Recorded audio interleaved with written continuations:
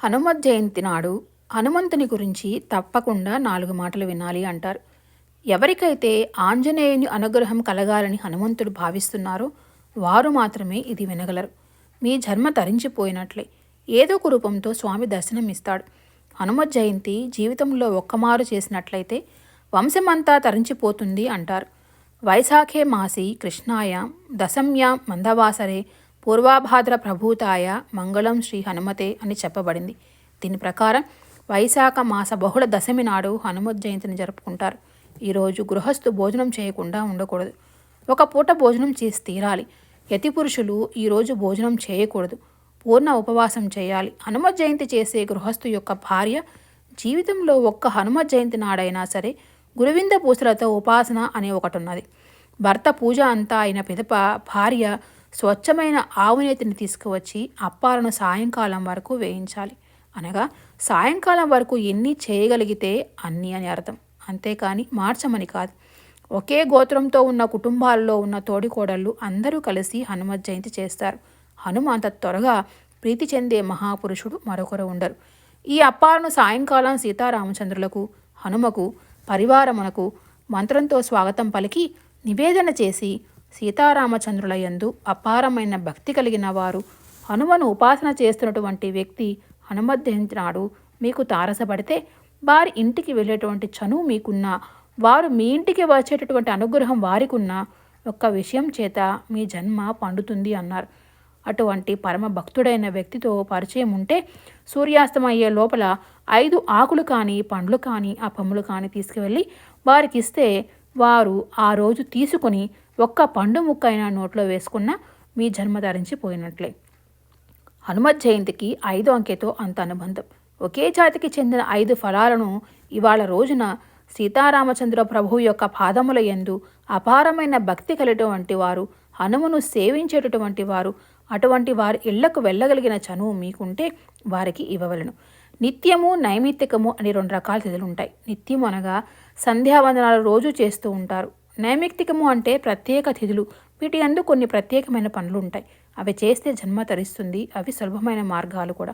ఆ విధంగా ఆ రోజున ఇచ్చిన పండ్లను పుచ్చుకుంటే మీ జన్మ తరించిపోయినట్లే. ఎందుకంటే అది సాక్షాత్తు హనుమ యొక్క స్వీకారమే. ఇలా చెప్పింది పరాశర సంహిత. 5 అంకె మీద పండు, 5 అంకె మీద ఆకు, 5 అంకె మీద నెయ్యి అప్పములు ఆలయంలో అర్చన చేసేవాళ్ళు సీతారామచంద్రులను నమ్ముకున్న భక్తులకు ఇవ్వండి. అలా చేస్తే మీరు తరిస్తారు. హనుమ ఆవాహన ఎక్కడ తొందరగా జరుగుతుందంటే అరటి చెట్లు బాగా కట్టి అరటిగిలలు బాగా వంగి ఉండేటట్లు అలంకారం చేసే అప్పుడు హనుమత్ జయంతి చేయాలి. హనుమ తొందరగా ప్రసన్నులైపోవాలంటే అరటి తోటలోకి వెళ్ళి హనుమ యంత్రం కానీ హనుమ బొమ్మ కానీ హనుమ అని వ్రాసి కానీ అక్కడ పెట్టి మీరు కానీ ఉపాసన చేశారా ప్రత్యక్షమైనటువంటి స్వరూపంతో స్వామి వచ్చి తీసుకొని తీరతారు అని అభయం ఇచ్చింది పరాశర సంహిత.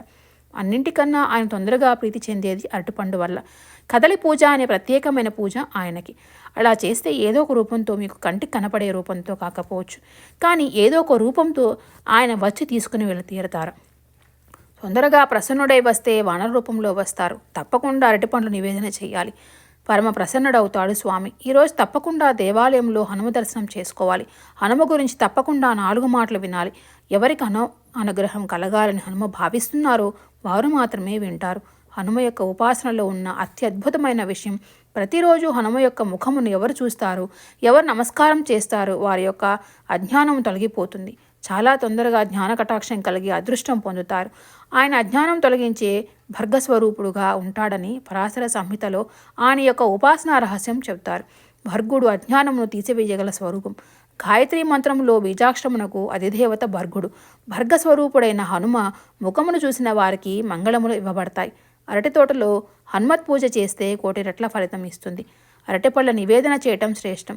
సింధూర సమర్పణం, శనివారం మంగళవారం పూజ హనుమత్ ఆరాధనలో ముఖ్యమైనవి. నాగవల్లి అనగా తమలపాకుల దళాలతో పూజ ఆంజనేయునికి ప్రీతికరం. స్వామికి 5 సంఖ్య ఇష్టం కనుక హనుమత్ ప్రతి కోసము పత్ర పుష్ప ఫల తాంబూలాదులను అప్పాలను పంచసఖ్యతో సమర్పించాలి. ప్రదక్షిణ నమస్కారాలు కూడా 5 చేయడం శ్రేష్టం. తెల్ల జిల్లేడు వేరు చెక్కతో హనుమంతుని ప్రతిమ చేయించి కదలీవనాన పూజ చేయడం వల్ల సత్వరం హనుమంతుడు అనుగ్రహిస్తాడు. సంధ్యాకాలంలో ఉండే సూర్యమండలం ఎలా ఉంటుందో స్వామి హనుమ యొక్క ముఖమండలము అలా ఉంటుంది. సంధ్యాకాలం ఆకాశం ఎటువంటి మంగళములు ఇవ్వటానికి ఎటువంటి దీప్తిని పొంది ఉంటుందో అటువంటి దీప్తిని కలిగి ఉంటుంది. అందుకే ఆయన యొక్క ముఖము నోరు ఎర్రగా పగడముల ముద్దలా ఉంటుంది. అలా ఉన్న ముఖమండలం చూస్తే అది పరమ మంగళం ఇవ్వగలుగుతుంది. హనుమ ఎంతో తేజోవంతమైన స్వరూపం. ఆయన మూర్తికి ఒక్కసారి నమస్కారం చేస్తే చాలు తరుముకు వస్తున్న దురితములు ఉపద్రవములు పక్కకి తొలగిపోతాయని చెప్తారు. మనకు రహదారుల వెంట ఎక్కడ చూసినా పూర్వము పెద్ద పెద్ద హనుమమూర్తులను పెట్టి ఉంచేవారు. పెద్ద ఆ చెట్లను ఆశ్రయించి ఏ ఉగ్రభూతములు ఉంటాయో ప్రయాణం చేస్తున్న వాళ్లకు ప్రమాదంలో కలగకూడదని వాళ్ళు ఊరి బయట హనుమూర్తిని ఉంచి తమ ఊరు దాటి పక్క ఊరు వెళ్లే వరకు ప్రయాణికులకు ఇబ్బంది కలగకుండా క్షేమమును ఆశించి తమ వంతు సహాయంగా హనుమమూర్తులను ప్రతిష్ఠ చేస్తూ ఉండేవారు. స్వామి హనుమకు బాల్యంలో దేవతలు అందరూ చాలా చిత్రమైన వరములు ఇచ్చారు. వరుడు వచ్చి నా పాశముల చేత బంధింపబడని, బ్రహ్మగారు నా అస్త్రము చేత బంధింపబడని, పరమశివుడు వచ్చి నా త్రిశూలము చేత నేను ఇతన్ని సంహరించనని, సూర్యభగవానుడు వచ్చి ఈయనను నేను విద్య నేర్పుతాను అన్నాడు. ఇంతమంది ఇన్ని వరములు ఇచ్చారు. అవధ్యుడు ఎవరి చేత సంహరింపబడడు. చిన్నపిల్లవాడిగా ఉన్నప్పుడే అపారమైన శక్తిని పొందాడు. చిన్నపిల్లవాడిగా ఉండి అంత శక్తి ఉంటే బుద్ధి బాగా వికసించలేదు. అంత బలము ఏమి చేయాలో అర్థము కాక ఋష్యాశ్రమంలో వాళ్ళు ఆరవేసుకున్న బట్టలు చింపేస్తూ యజ్ఞకుండములు తిరగదోస్తూ తెచ్చుకున్న సంభారములు అన్నీ చిమ్మేస్తూ ఉండేవారు. మునులు చూసి ఇప్పుడు ఈ పిల్లవాడికి ఇంత బలము ఎందుకు? అక్కర్లేదు. ఈ పిల్లవాడి వలన లోకమునకు ఉపకారం జరగవలసిన రోజు ఒకటి వస్తుంది. ఈ పిల్లవాడు పెరిగి పెద్దవాడైన తర్వాత లోకమునకు ప్రయోజనమును సాధించవలసిన అవసరం ఏర్పడినప్పుడు బాగా తెలిసి ఉన్న పెద్దవారు ఒకరు ఈయన వైభవమును కీర్తిస్తాడు. అప్పుడు ఆయన బలము ఆయన గుర్తుకు వస్తుంది. అప్పటి వరకు ఆయన బలమును ఆయన మర్చిపోతాడు అన్నారు. కాబట్టే సుగ్రీవుడు వాలి తరుముకు వస్తున్నప్పుడు భూమండలం చుట్టూ తిరుగుతూ ఉంటే మంత్రిగా తాను కూడా తిరిగారు. ఒకసారి జ్ఞాపకము వస్తే వాళ్ళని తిప్పగలరు. ఆయనతో సమానమైన వీరుడు లోకంలో ఉండడు. మారు పచేతన హనుమకు శాపము పోయింది. ఇప్పటికీ ఒక వెర్రి మాట అంటారు. హనుమకి తన బలము తనకి తెలియదు, మనం పొగడాలి అంటారు. ఎప్పుడో శాప విమోచనం అయిపోయింది. మహానుభావుడైన హనుమ ఆర్తత్రాయణ పరాయణులై ఎవరైనా ఎలుగెత్తి హనుమ అని పిలిచినంత మాత్రమున పరమ సంతోషంతో పరుగున వచ్చి కాపాడతారు. ఆయన పేరు పెట్టి పిలవనక్కర్లేదు. రామనామము చెప్తే చాలు పరమ ప్రసన్నలవుతారు. హనుమ జయంతి నాడు రామనామం చేసిన వారికి హనుమ యొక్క కృప విశేషముగా లభిస్తుంది. హనుమ అత్యద్భుతమైనటువంటి రీతిలో కనబడేటువంటి సుందరకాండకి పెద్దలు ఒక మాట చెప్తారు.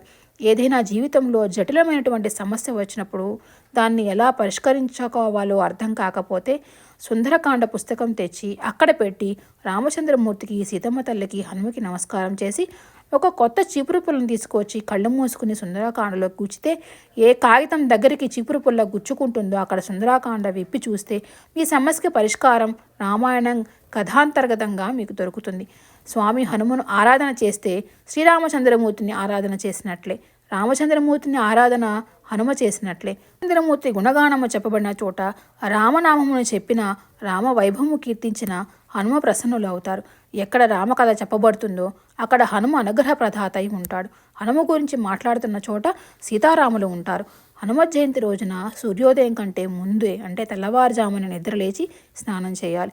మీకు నివసించే ప్రాంతంలో దగ్గరలో ఉంటే హనుమంతుని దేవాలయానికి వెళ్ళి సింధూరం సమర్పించాలి.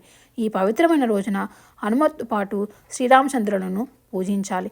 ఎర్రచందనం, అక్షింతలు, పూలు, ధూపదీపాలు, బట్టలు, పండ్లు తదితర వాటిని హనుమంతుడికి సమర్పించాలి. హనుమత్ జయంతి వేళ హనుమాన్ చాలీసా, సుందరకాండ పఠించాలి.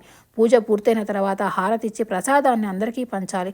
హనుమంతుని ప్రత్యేక అనుగ్రహం కోసం ఓం హం హనుమన్ నమః, ఓం నమో భగవతే హనుమన్ నమః అనే మంత్రాలను జపించాలి. హనుమ జయంతి రోజు ఉపవాసం ఉండి నేలపై నిద్రించాలి.